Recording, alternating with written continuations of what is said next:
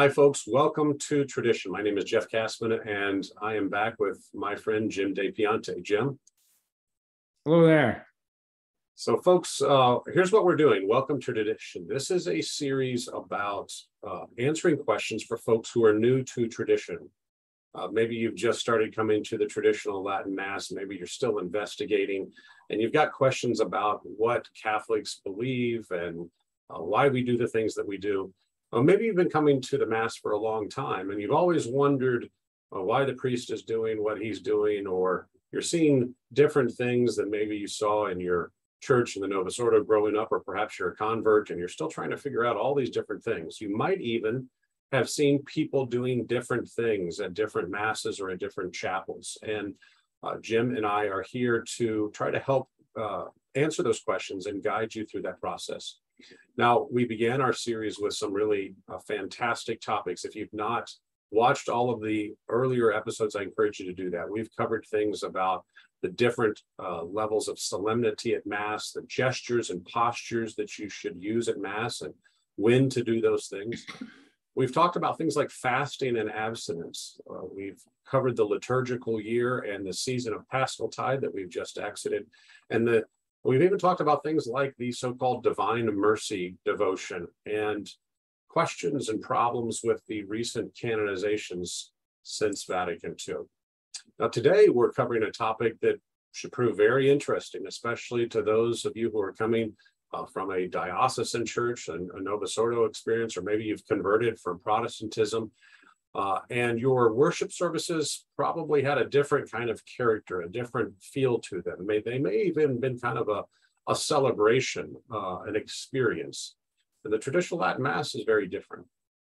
So let's talk about first what Mass really is. When you enter into Mass, when you walk into that church or chapel or oratory, remember you're walking into the house of God. This is not your home. This is not the home of a friend that you've been invited to. This is the home of your God and your Creator and your Savior. The sacrifice of the body and blood of Jesus Christ, really present on the altar.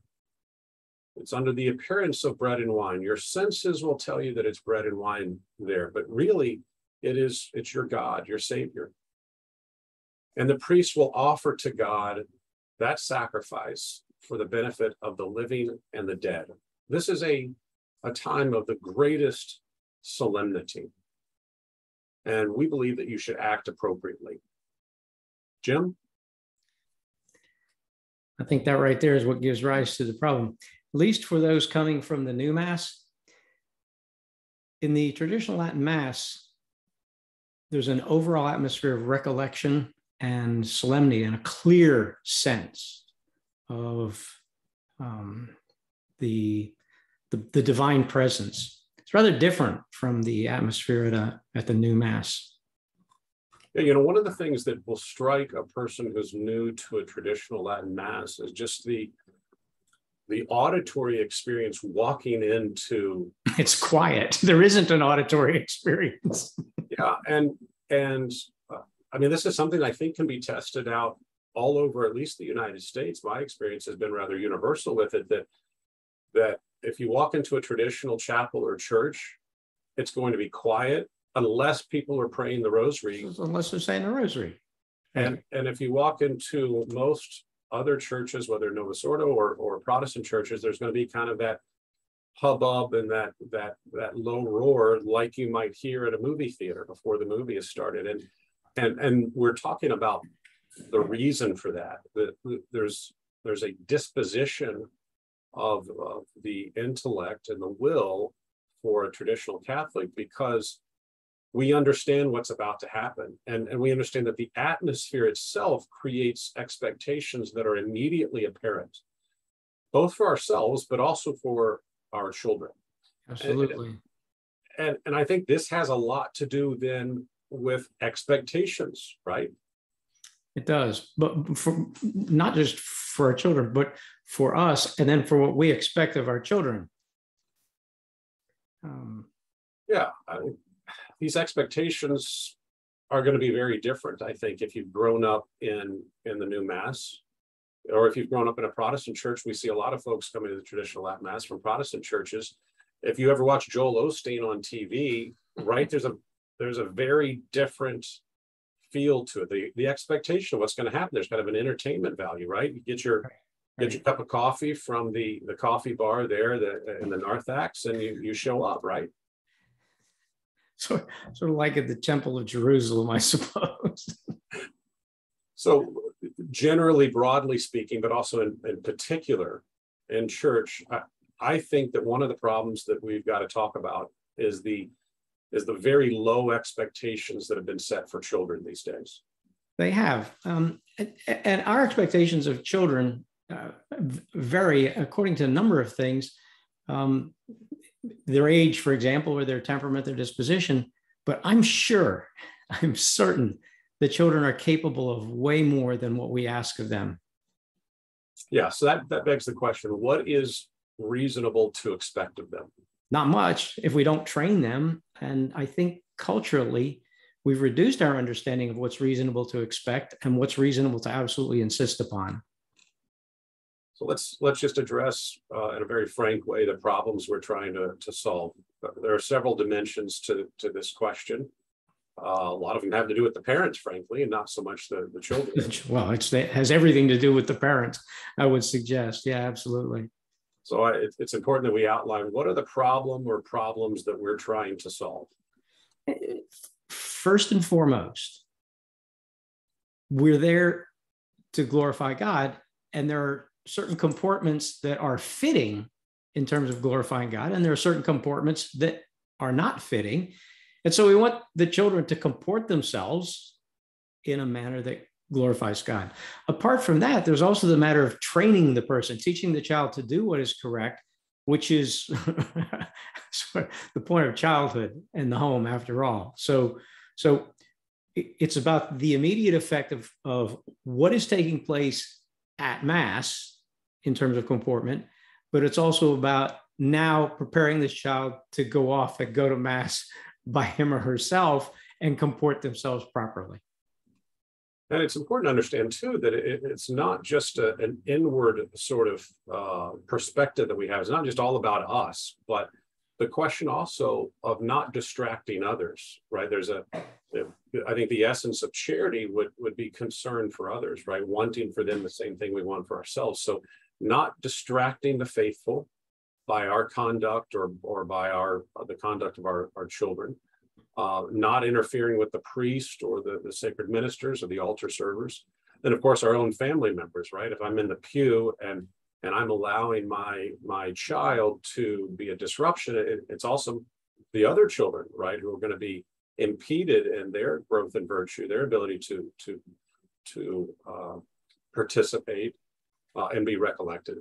And then, of course, ourselves, right? If we create a situation of kind of you're constantly having to pay attention to a misbehaving child, right? So we're sowing the own seeds of our distraction there through perhaps our negligence or failure to train the child, or a failure at least to respond to the situation in real time.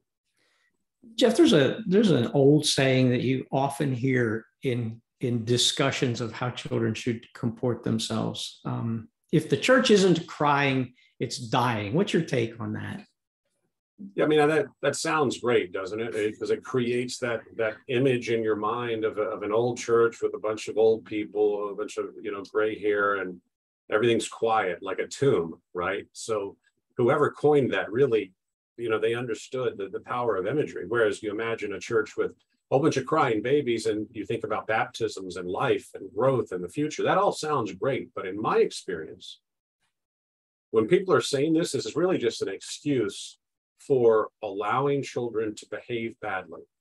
And or put another way, more appropriately, because this is not really about children, it's about parents. In my experience, this is just an excuse for lazy parenting. I would have to say so. So, okay, Jeff, you have as much experience with this as any man. What is reasonable to expect of children, and what is reasonable to absolutely insist upon? Yeah, I appreciate that. What we insist upon has a lot to do with the setting of the expectations for the child. In my experience, if you take that child and from their birth, you always have high expectations for them. You set the standard at a high level. They don't know any different. They don't know until somebody else tells them that that's a high standard. They may recognize their high standards in the home, and then they go to school or they go to some other environment and they realize that other children have not been held to those. Don't behave that way. Yeah, but it's all about setting those expectations. So we have to have a very conscious, intentional approach to parenting. You have to establish your own expectations first.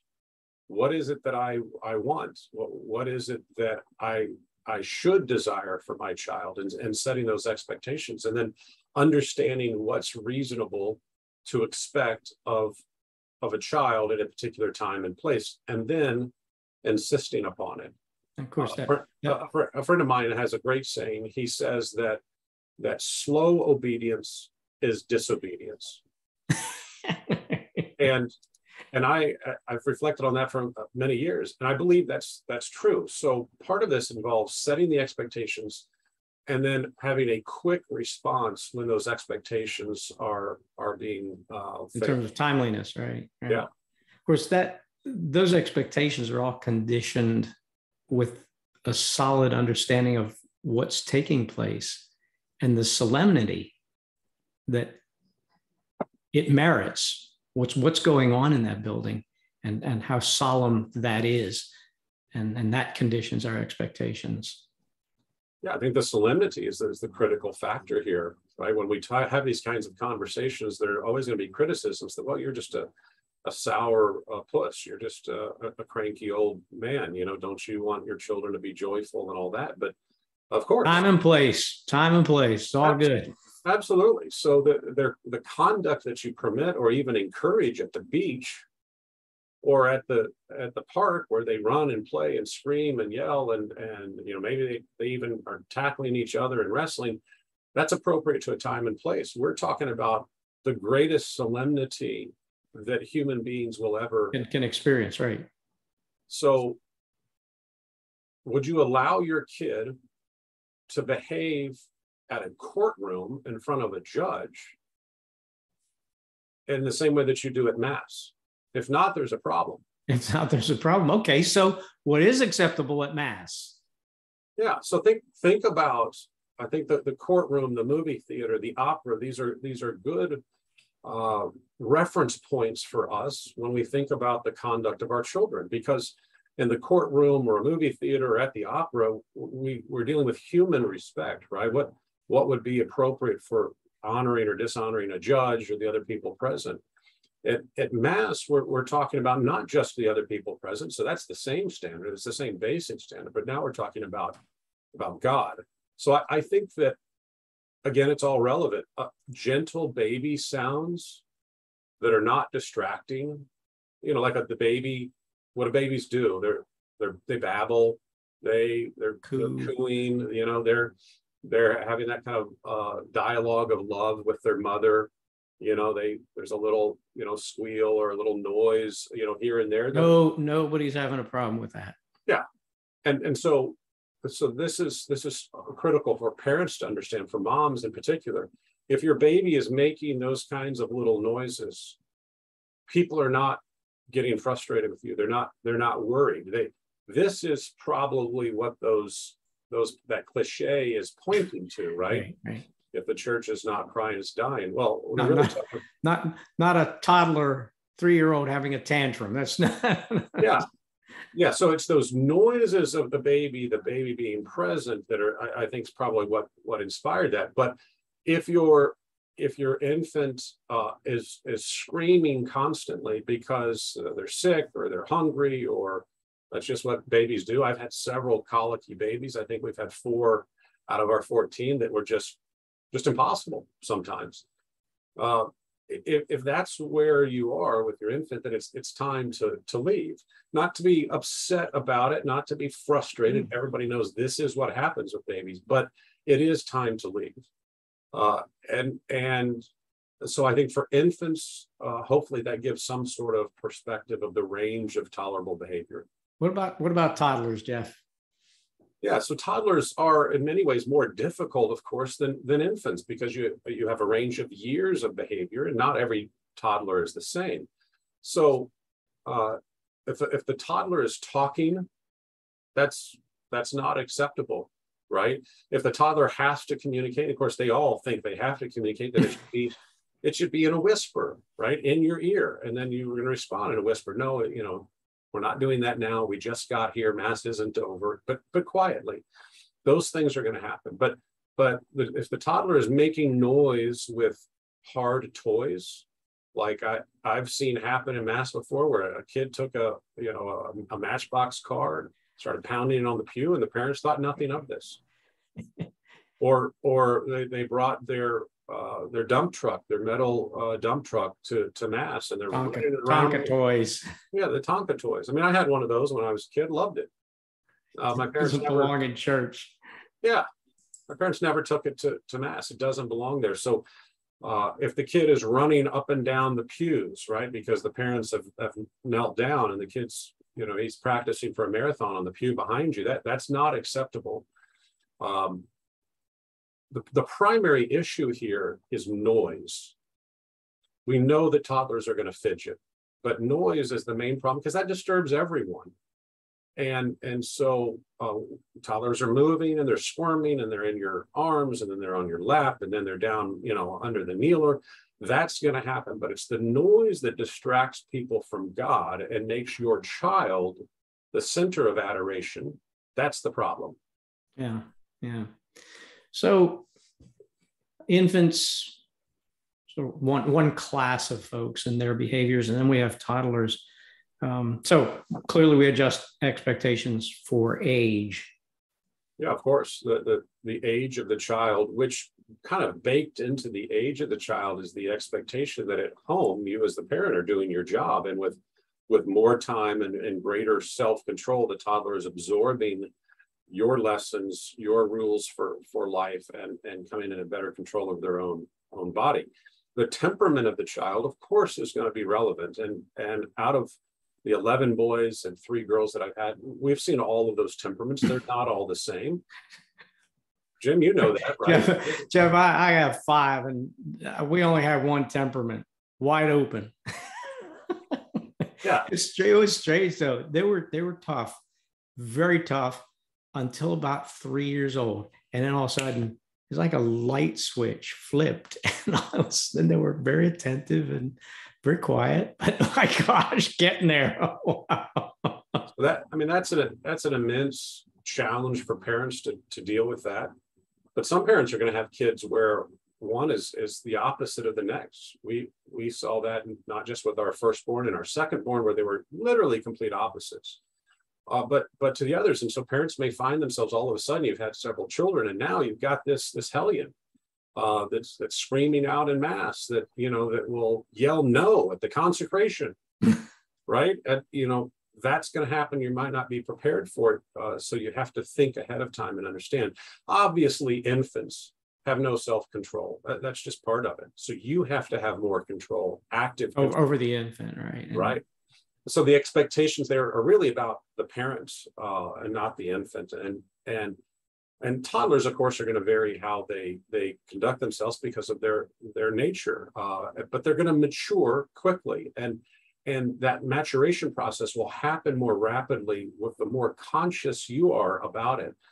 They're going to vary how active they are, and from week to week. We've had toddlers that wanted to sleep through Mass one week, and the next, they're out of control.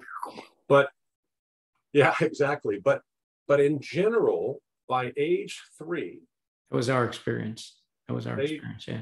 Yeah, by age 3, in general, they should be well behaved. They should be able to be quiet for longer periods of time, to sit more still, to have learned what behavior is appropriate in Mass.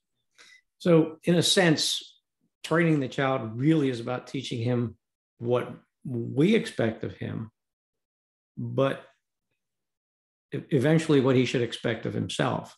What can you suggest in terms of that business of setting expectations for our children? Yeah, so training your child, forming them, setting expectations begins at home in the way you manage your home every day. So as a parent, you need to be proactively, constantly setting expectations about what's appropriate in times and place and so forth. In particular, what's relevant for preparing for Mass is during the Rosary, during other times of family prayers. You let them know that this is a special time of distinction from the rest of the day. Other enforced quiet times. In our home, we have a period at night right before bedtime where everything starts to get quiet. They're not being boisterous anymore. There's no loud music being played. There's not games happening. They're getting ready for bed. So other family activity times, if you're reading with your children, hopefully you are, and if you're allowing children to read to one another, obviously this is a time where, again, they're controlling their behavior. They're sitting still. They're not talking over one another. During meal times, hopefully there's a greater period of recollection. So constantly reminding children what is expected at times and places. And if you're doing this each day over the course of the 6 days, then when it's time to go to Mass, it's not some unusual experience that they're unprepared for.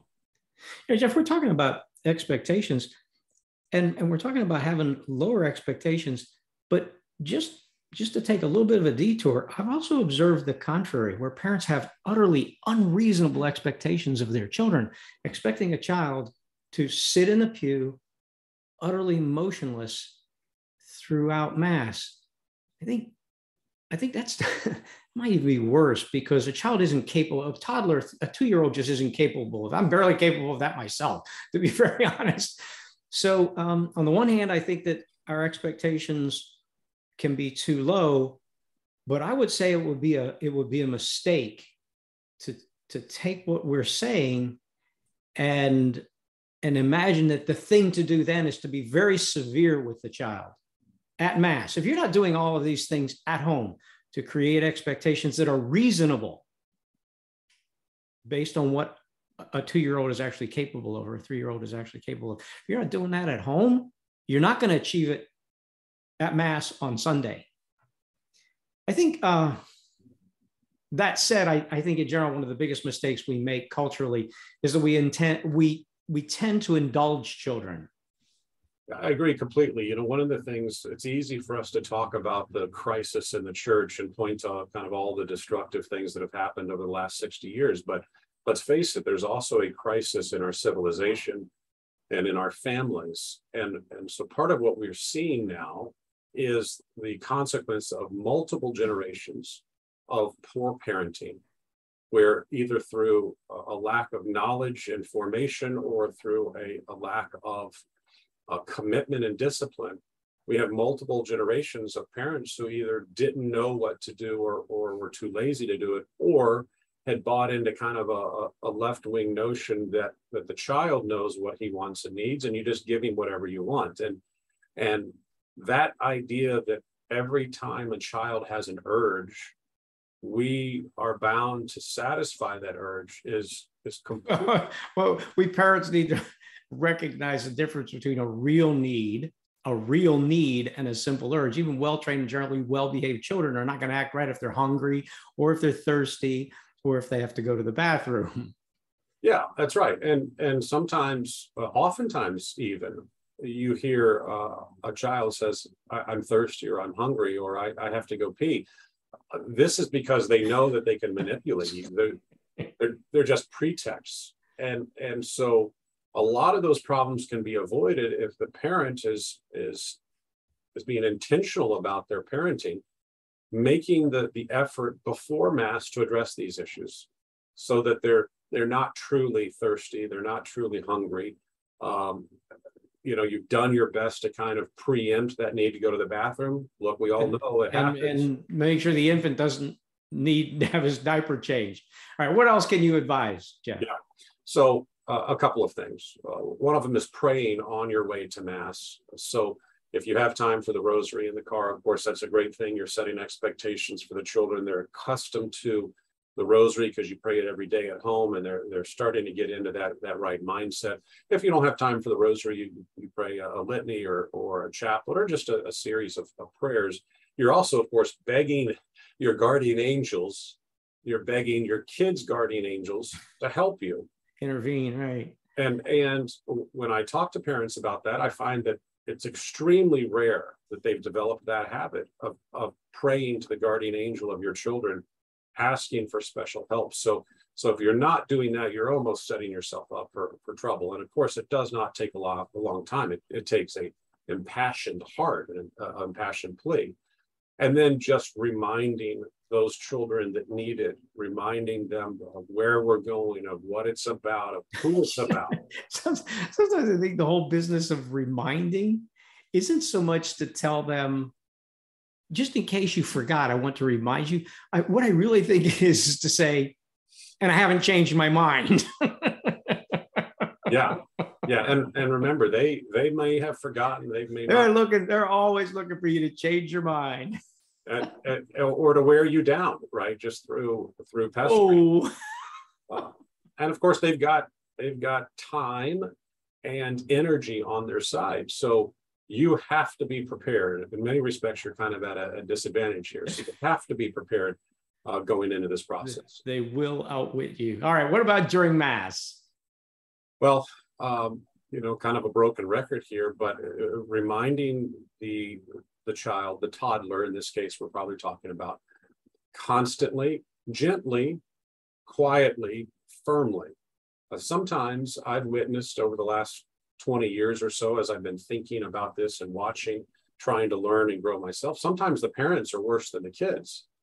You hear a little bit of noise from a pew, and then all of a sudden, mom or dad is shh, or, stop, no, right? And, you barely heard the kid, and now everybody in the parish has turned around to see what's going on. So make sure you're not making a spectacle of yourself. Take them out if you have to. Err on the side of taking your child out quickly, because if you do that, then you've eliminated the risk that you're distracting other people, and you give yourself a little bit of a break, right? Get some fresh air, you say a prayer, the kid can kind of blow off some steam for a minute or 2 or 5, and then you go back in.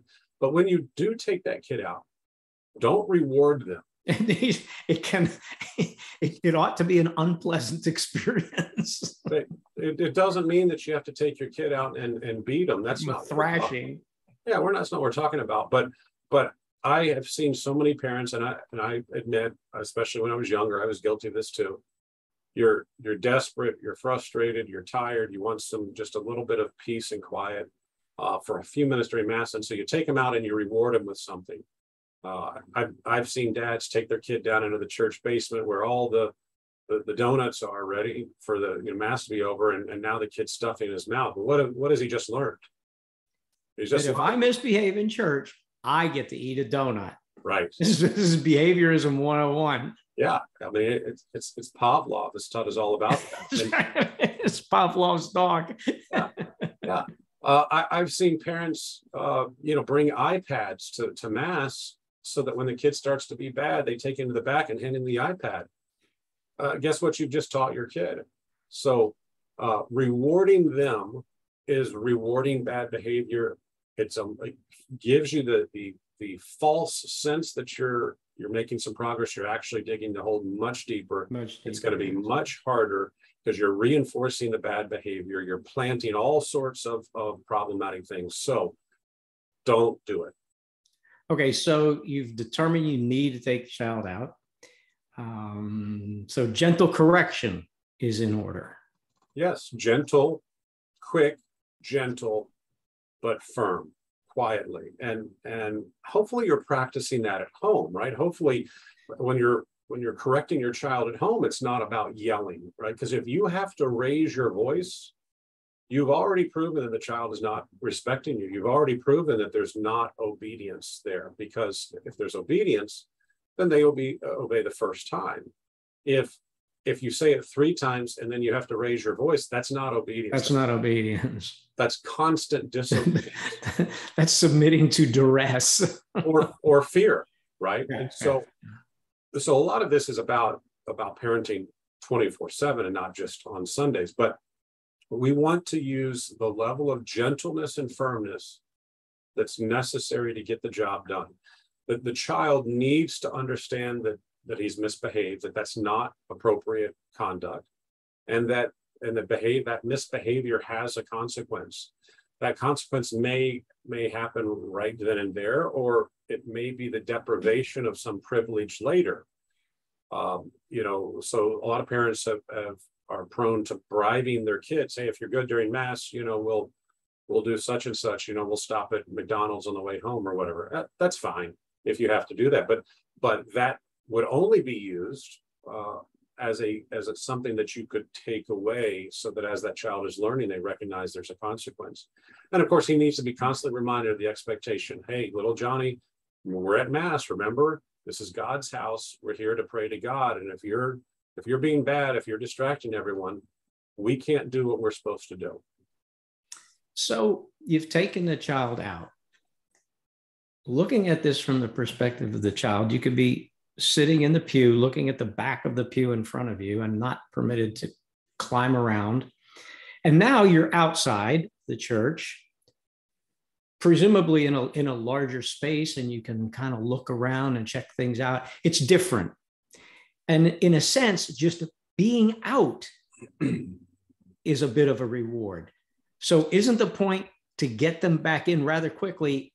And then what are your criteria? I mean, when do you bring them back in?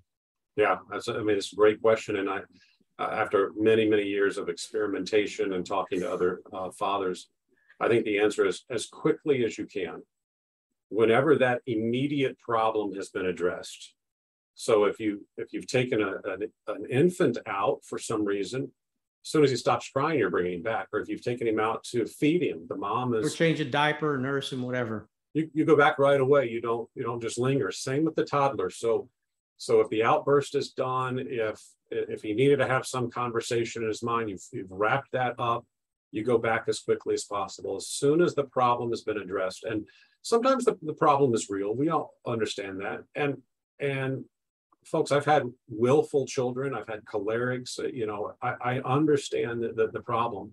There's a tantrum. You've gone outside. The tantrum's over. You go back inside right away. And yes, that creates an expectation in itself, Jeff, that we're supposed to be in there. We're not actually supposed to be out here. So we're going to take care of this. And then we're going back in because that's where we're supposed to be. And the idea that is, be where you're supposed to be, do what you're supposed to do is that's sort of like the fundamental life lesson. So that example sets an expectation. Absolutely. And I have been in this situation before, especially with multiple children, where you're going in and out, and you're thinking, what in the world am I doing? Should I even be here, right? Because of the disruption, and you're worried about that, and you're frustrated. I understand, but you have to keep your eye on the ball, right? The long-term. So this is a long-term deal. It's a very long-term deal. And when you see your children, when they become adults and they're doing all the things that you hoped, and maybe even better than you did, you're thinking, this is pretty good. Okay, Jeff. So the business of getting up and leaving, walking past 3 or 4 people, of course, you have to genuflect, right? And then going to the back and getting past whoever's standing in the back. And that is pretty disruptive in itself. Yeah, I've been there when I was younger and less practiced at this. You were probably sitting close to the church, the front of the church. You wanted to be close to the action. The kid is screaming. You get out. You genuflect. The kid throws himself down on the floor. Now you got to drag him all the way down the aisle. Everybody's looking at you. People are snickering, or they're frustrated. It can be very disrupting, but you need to anticipate that. Part of this intentionality, part of this conscious parenting, is thinking about that beforehand. So sitting at the front might not be the right thing. Sitting at the back or on the sides of the aisles makes it a less of a problem. And if you say, well, those seats are not always available, well, that's why you got to get there earlier. That's why you have to plan all of this out. Because you have to arm wrestle to get a seat at the back for the people who have all the toddlers. All right, so you mentioned sitting up front, and you hear that as advice. Sit up front so the kids can see what's going on. What's your reaction to that? Yeah, I certainly heard that growing up in the Novus Ordo. I was 25 before I went to my traditional Latin Mass. I think I had 4 children by then. But that does seem to me to be a thing from the Novus Ordo environment where it's kind of, there's a little bit of an entertainment value to the Mass itself. There's way more to see, more to see. And you've got, the action generally is spread out over a larger environment. You've got people traipsing up and down the stairs to get to the altar to do all the different parts of the laity, and so naturally it's movement. You're going to watch, right? It's been a long time since I've been in a Novus Ordo Mass, Jeff. I would tell you, it always reminded me of the deck on a United States Navy aircraft carrier. All these people going around, everybody has something to do and some place to go. And oh my gosh. Yeah, I mean, and all of that action, I mean, it's by design. So, the idea that, hey, kids should be up front so they can watch all this action. Oh, look what, Susie is wearing today to distribute communion. Oh, look what Johnny is wearing so that he can go read, whatever reading. Never mind. It's pretty cool that Uncle so-and-so is doing the reading. Yeah. So there's a lot of that kind of spectator sport culture that you may have had in your previous life, or if you grew up in a Protestant church. We were talking about Joel Osteen earlier. I think Joel is a fantastic speaker, by the way, but and again, that's part of it. You're there to hear him talk, right? You're Joel. Yeah, there is no sacrifice on the altar happening. It's not about adoration of God. It's about kind of a pep talk. So if you're coming from those backgrounds, a radical change. So here's the bottom line. At the traditional Latin Mass, there's not a whole lot to see.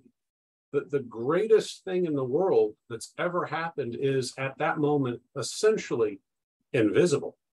And the toddlers can't see anyway.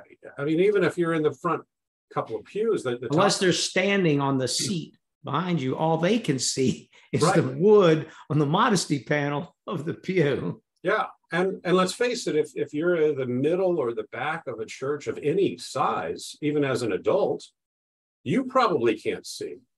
And I mean, I'm 6'1", and so I'm taller than most, but that doesn't mean I can see over every head in front of me. Jeff, that's why when it comes to the consecration, there's an elevation because they know we can't see. So they hold it up so you can all see it from behind. Right. They thought of everything. Yeah, they really have. Over all these centuries, they've thought about it. But the point is, again, changing your expectation, changing your perspective. It's not really so much about seeing, and it's not even so much about hearing the words of the priest, right? That's another big cultural change for people that are new to the Mass. I can't hear him, and I like it when I go to my other church where, Father's got the mic right there, and you can hear him breathing, and you can hear every other little word. That we've changed the focus.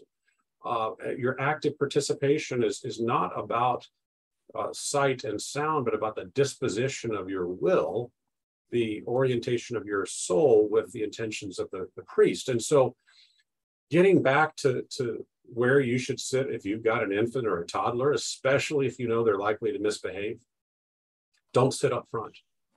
Look, you're just going to disturb the maximum number of people that way. As a matter of fact, if you wanted to calculate how to disturb the maximum number of people, sit in the front on the right in the middle of the front right pew. You got to walk, no matter where you go, you got to walk past a lot of people. And then when you come out, come up the middle aisle. Yeah, exactly. So if you want to disturb the maximum number of people, you're going to sit in the front towards the middle. Even if your child is not one that creates a lot of noise, guess what? You put that infant or that toddler on your shoulder, and you're moving them around and so forth. What is everybody behind you looking at? The kid, absolutely. So again, and you've got this beautiful baby, and you've made him the focus of the adoration of the people behind you. So don't sit up front, sit in the back, sit on the edges, because fewer people are going to see you. Fewer people are going to be disturbed by all the action that's happening. Mom and dad shifting the kid back and forth. Oh, look, little Johnny just threw up all over his brother's head. All these things that are going to happen will be seen by fewer people will be disturbed. And then when you inevitably have to leave, and I think my record for one mass was 6 or 7 times back and forth, fewer people will be disturbed by all of that coming and going. So, and it works for older kids who've already been trained in this. They know what's going on. They've been through it. And so your family is not going to suffer. In fact, it's better in the long run, both for you and for everybody else in the church. Absolutely. How about food and drink, Jeff? What do you say? Look, I've been there. We've done it all. We've tried to bribe and keep kids quiet, just by shoving stuff in their mouth constantly. Look, it should not be necessary. Even if a child is not hungry, but they know that those are, little sweet snacks or those gummies or whatever are there in mom's purse, he's going to remember from last week. That's the very first thing he's going to ask, for before mass has even started. So it's rewarding the wrong behavior. Yeah. On the other hand, sometimes you've got that kind of child, or they're at a particular time, or maybe the young child, depending upon what your schedule is in the morning, of course, before mass, maybe they didn't get to eat and they are going to be legitimately hungry, and you might use it as a bribe. Well, guess what? Don't bring things that are loud, like crunchy food, right? Crunchy food. Right. Don't bring things that are messy. Chip bags. Yeah. Make a horrendous racket when you open them up. Jeff, when St. Anthony's here in Charlotte, North Carolina was fledgling chapel, we had mass at 5:30. Of course, that put us right in the heart of mass at dinner time. And so it wasn't so easy to have been to launch a preemptive strike. The kids gonna get hungry at dinner time, and my wife had what I think was just a very clever idea. She'll bring a Ziploc bag full of plain Cheerios, not Honey Nut toasted Cheerios, but the plain ones, the ones that taste more or less the same as cardboard. And so if a kid's going to eat those, he's going to be really hungry. He's not going to eat them for the snack value. It's going to be because he's really hungry. And that actually was remarkably effective. They're very quiet, little Ziploc bag, no noise. That worked. Yeah, really well. We've done that, and it does sound like a kind of an appeasement strategy, but I'll tell you why we stopped doing that. Because we went to mass one time, the kid had his bag of Cheerios, the other kid wanted some. Guess what happened? Pretty soon they're arguing, and that bag somehow miraculously exploded above our heads, 3 rows in front of us, a couple rows behind us. It was a nightmare, and so that was for us kind of that point where we just said no more. Okay, so let me guess. No, I'll ask. What about toys, Jeff? What about toys and distractions? Yeah, again, it's kind of an appeasement strategy, and really that's, in the long run, it fails. They're counterproductive. You get the kid attached to that. You've avoided teaching the hard lessons and doing what's necessary to form them for good behavior. You're just distracting them. So distracting them from the reality of what's going on is not building virtue. Now, we're not talking about a little baby who's teething, right, and one needs that thing to gnaw on.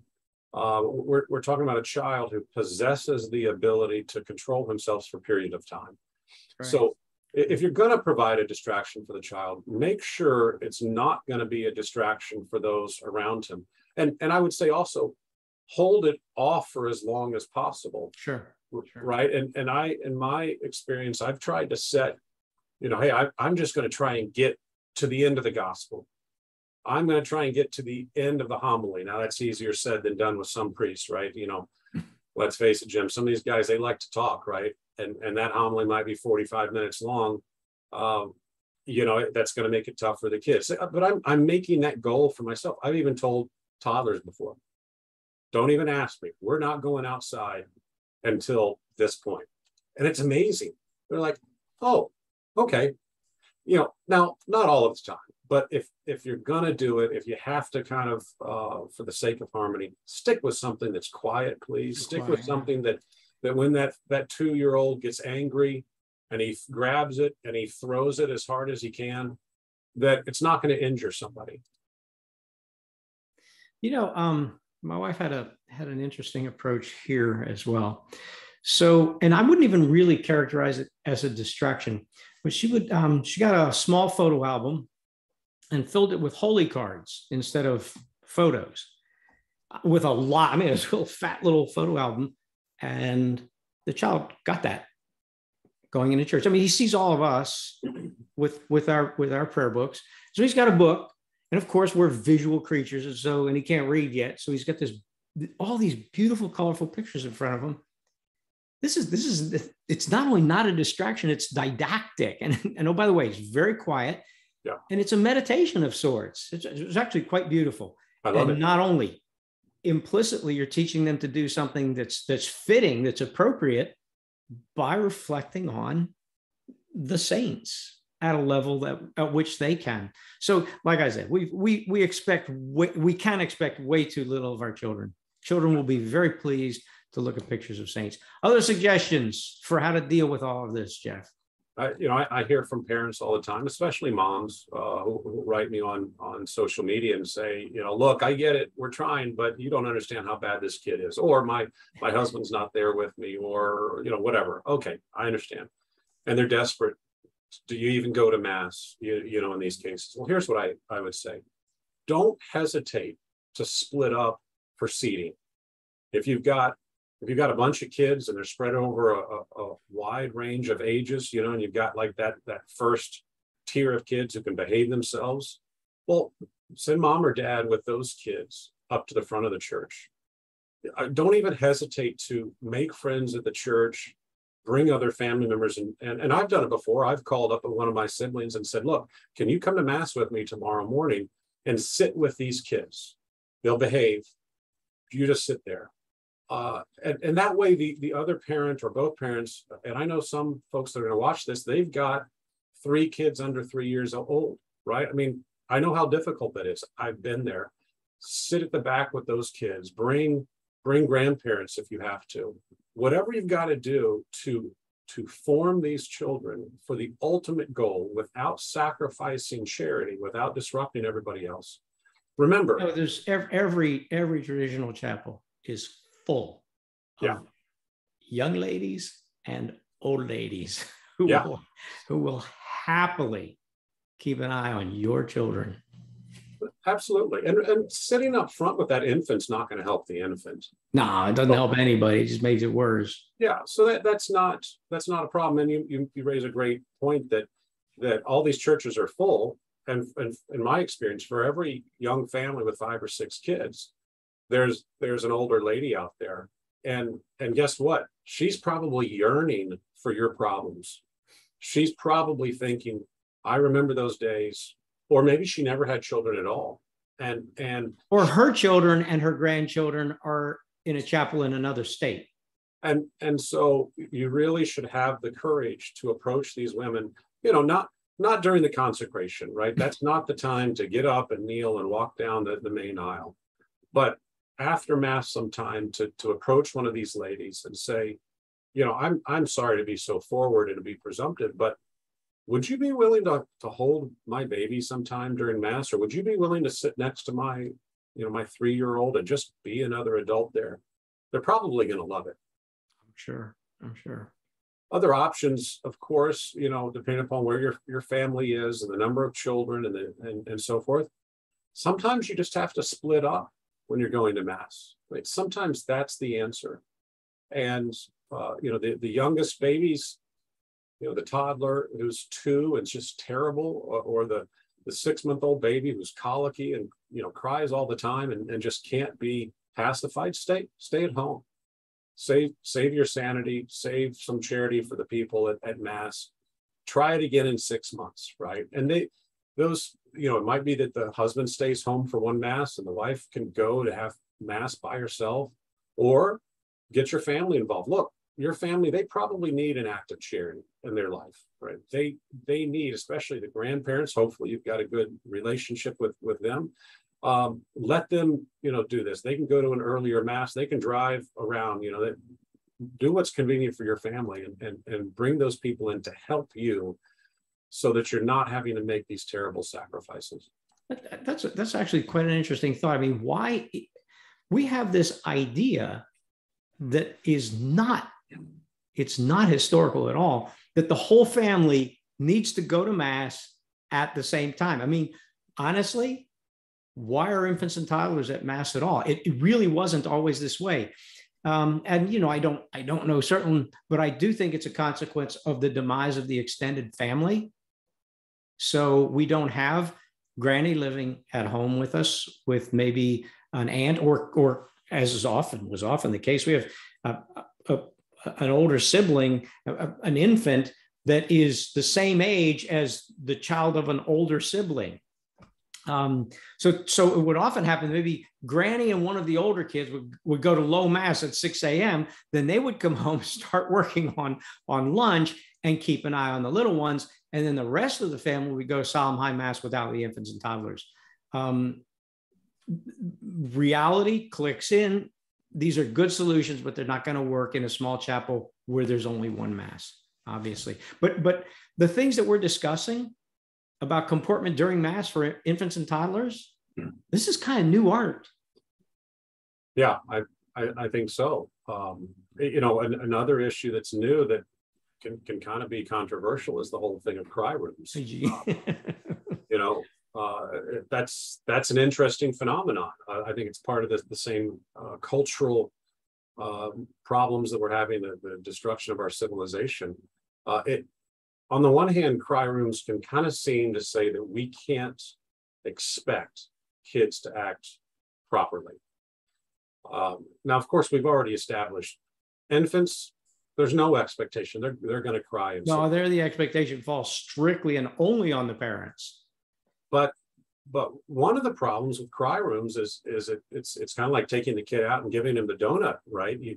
It's a better place to be. You take him out, now he can yell and run and scream and jump and so forth. There's oftentimes a very low standard of behavior in these cry rooms. I've seen entire families in cry rooms, multiple generations in the cry room because there's one toddler. Now, granted, Jim, this is much more common in a traditional Novus Ordo kind of, by traditional, I mean the more typical Novus Ordo kind of setting. And I know the Protestant churches also, but they just send the kids to another experience, right? There's a whole right. They got children's church. What is that? Yeah, is that a fair characterization from your experience? To associate cry rooms with the Novus Ordo, yes and no. So cry rooms came into being primarily in the United States in the 1950s. And there were a number of four, I would say, sociological factors that contributed to this. First, the baby boom. So post-war baby boom in the 50s, you have a slew of children after a complete dearth of children during the war years. In the meantime, we were faced with the demise of the extended family, compounded by this sociological reduction in expectations in terms of behavior and a general move toward pandering children. So it was certainly tied in with the baby boom. So this is just one more thing we can lay at the feet of the boomers, right, Jim? just one more, yeah. Actually, the sad fact about cry rooms is that they're counterproductive. They make noise and disruption okay. They reduce the expectations on the parents, for the parents, and of the child. And they frankly make discipline unnecessary. Well, you're essentially sanctioning not disciplining your child. And at some point, you got to take off the training wheels. So, right. So folks, moms and dads, if you're going to use a cry room, continue the training. It's not a place where you just give up. Don't abdicate responsibility for your child. And remember, the cry room is not for the whole family. Now, I know if you're a mom or a dad, and for whatever reason you're at mass alone, and you got 5 kids under 5 years old, and mom is at home sleeping because she hasn't slept in weeks. Dad, there's only so much you can do with those young children. Repair to the cry room, yeah. Yeah, so take the whole family to the cry room, work on the one you've got to, do your best, just don't give up. Don't fall into that temptation of failing to do your duty to form your children. And let's face it, men, we are built to do what's difficult. We're built to perform under pressure. That's when it counts. Right. There's no great merit for doing your duty when it's easy, right? Or when all your kids are just, like angels, they're just sitting listening to you and soaking up. But let's face it, we're built, we're called to perform when it's difficult. Under pressure, sure. That's what we're urging you to do. Okay, Jeff. So here we are, you and me, a couple of old white guys, telling people what to do again.